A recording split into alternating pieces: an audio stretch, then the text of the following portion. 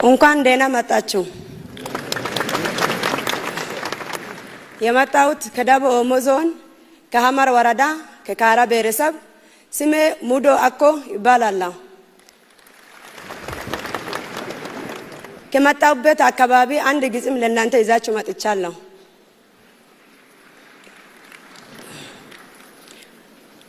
ወገኖቼ ዛሬ በፊታችሁ የቆምኩት አንዲት እንደ ኢትዮጵያዊት ሴት ነኝ። ነገር ግን እጆቼ ትንሽ ይንቀጠቀጣሉ። ነገር ግን ልቤ በተስፋ ተሞልቷል። ለብዙ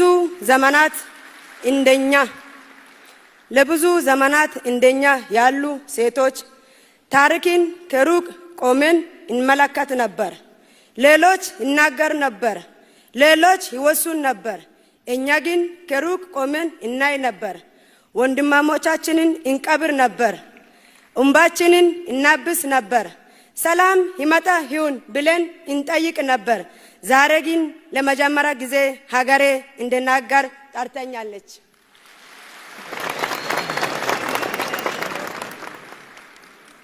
ይህ የኔ ብቻ ድምፅ አይደለም።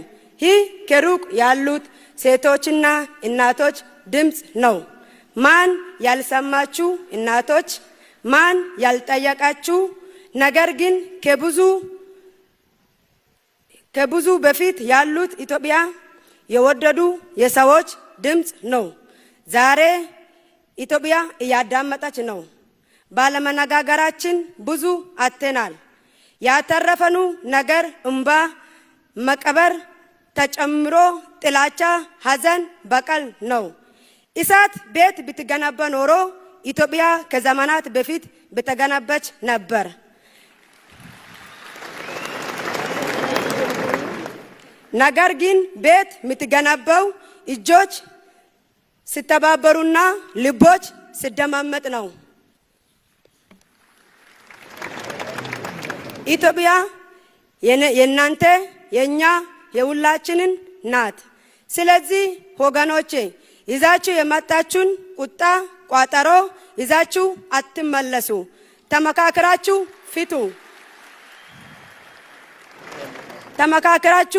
ፊቱ። ማን ያሸንፋል ብለን አንጠይቅ። ኢትዮጵያን አሸናፊ እናደርግ። እኔና የብዙ እናቶች ህልም ነው። ኢትዮጵያን አሸናፊ እናደርግ። ተባረኩ። ስላዳመጣችሁን ከልብ አመሰግናችኋለሁ።